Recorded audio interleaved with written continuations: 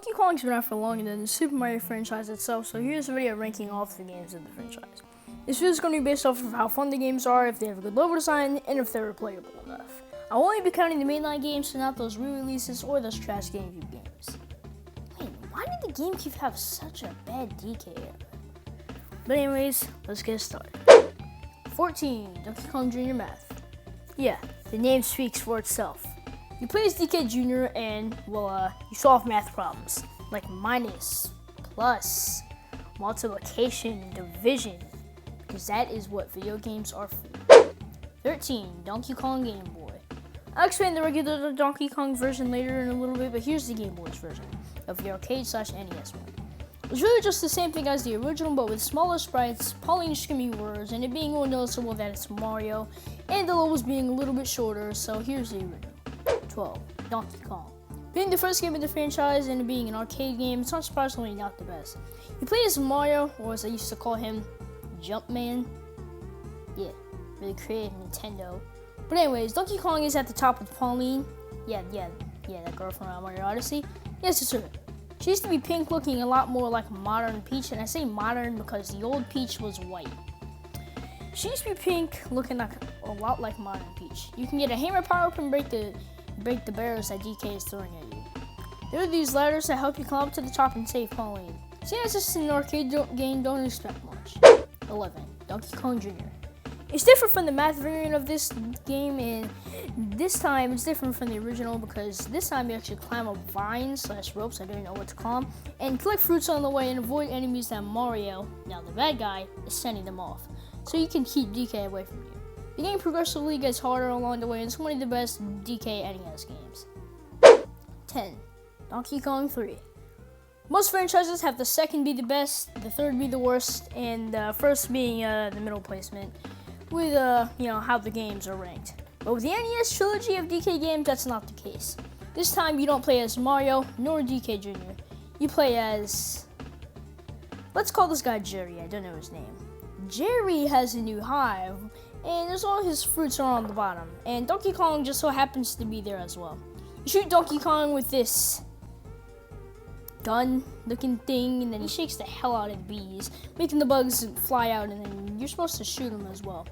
This game is the best because I feel that objectively it's the most fun out of the NES games, and I say that the game is more fun, and also it's more replayable than the others that I've talked about.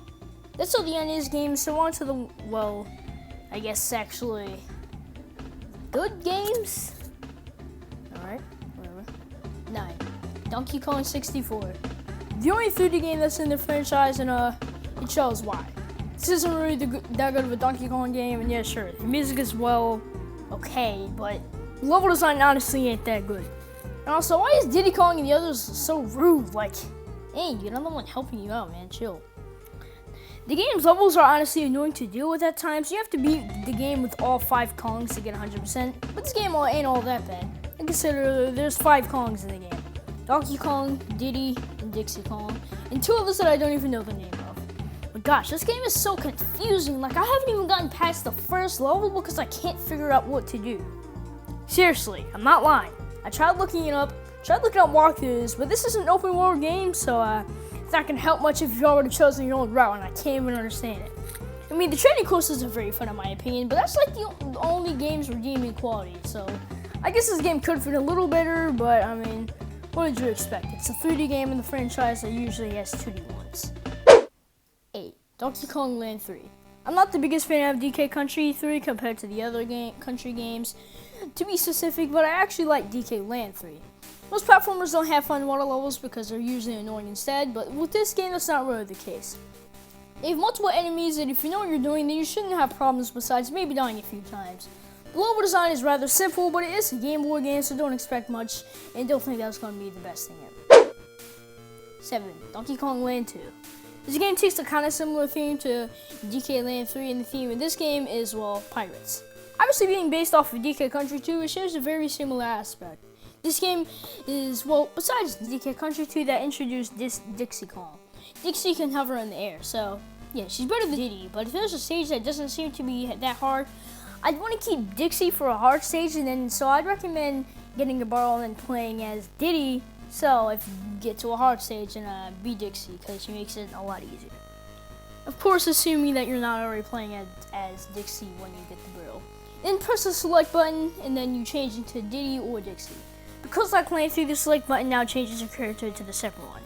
The only thing that I don't really like about this game is the difficulty spike. The first few levels were no problem, and then I got to the final one of World 1. And what am I supposed to do? Like, seriously, I can't find anything. No semi-solids to go through, nothing. Now, would I recommend playing this game? Yeah, if you like the other country games, or better yet, the country games, or the lame ones that are based off of them, then yeah, I definitely recommend playing this. But if you want to look up a walkthrough for the last stage I talked about, then if you don't want to do that, then don't play the game. Or if you're better than me and find it, then you're just better than me. I don't even know what to say, really. 6. Donkey Kong Country 3. Luckily, surprised to be hearing the name country instead of land. This game honestly has more hype built up around it than it needs. This game introduced Kiddy Kong, I think that's his name. I played the game for a little bit. Funky Kong called him that. And Funky Kong says that he's a toddler, but whatever. And also, Funky Kong's overrated. But anyways, the level design sometimes has annoying placement of the enemies, but not a lot of the time. Also, when you switch from Kiddy to Dixie, jeez, man. Dixie is a jerk. She blows gum to make him move. Like, Dixie, that was rude, jeez. 5. Donkey Kong Land. Of course, the best song of the Game Boy games. This game's music is, well, honestly good for a Game Boy game. And somehow one thing this Game Boy game has over Country 3 is that, well, no, I meant Country 1 actually, is that it has a save feature. And even when you get a game over, which trust me is going to happen a lot, it'll still save your progress and you'll be able to continue from the level that you got a game over at. This game's level design can be, well, kind of annoying at times, but if you just get game overs multiple times, then it doesn't really matter that much, because then by the time you get multiple game overs, you probably know how to play the game better. But the only problem that I really have with this game is how the heck they taunt you. If you go into a secret area and don't decide to just move forward randomly, then there's 2 balloons here waiting for you. But of course, you don't have enough time to react, so they just float away. But yeah, you do have tons of lives, and when you get a game over, it doesn't really matter that much, so whatever, I guess. 4. Donkey Kong Country Tropical Freeze. The fall to Donkey Kong Country Returns is the most overrated game in my opinion. Some would say Country 1 is overrated, but I don't think that it is. It deserves the hype. This game doesn't. Now I think about it, I'm not trying to say that it's a bad game, because it's not. It's easily just more overrated than it needs to be. The platforming is good most of the time. It's just that some places in the game have these platforming sections like these where there's literally just a pit of death in these platforms. It's not that bad, but honestly, that's really the only problem I have with this game. You can play as Donkey Kong, Diddy, Dixie, Funky, and Cranky Kong. I mean, the roster is more logical than DK64's, but like, come on. What tell me this is better than the original Donkey Kong Country? No, you're not. 3. Donkey Kong Country 2. This game takes the pirate theme instead of the jungle one. This game introduced Dixie Kong to the franchise, and ever since has been a staple to it. Like Country 3, Dixie can hover in the air, so I'd recommend playing as Dixie if you want the game to be easier, as I said in the Land 2 segment. The game has lots of places to climb up from platforms to progress. It's fine, but that results in some really annoying enemy placements, but that doesn't really matter that much to the game, because if you know what you're doing, then the game isn't really that hype. Now, I've seen some people say that this game has too much hype and that it doesn't really deserve it, and I honestly don't think that it has that much hype. A common complaint is that you can't play as Donkey Kong himself, but you save Donkey Kong. So that complaint doesn't make any sense. And also in Donkey Kong Country 3, you don't play as DK either. Nobody ever complains about that.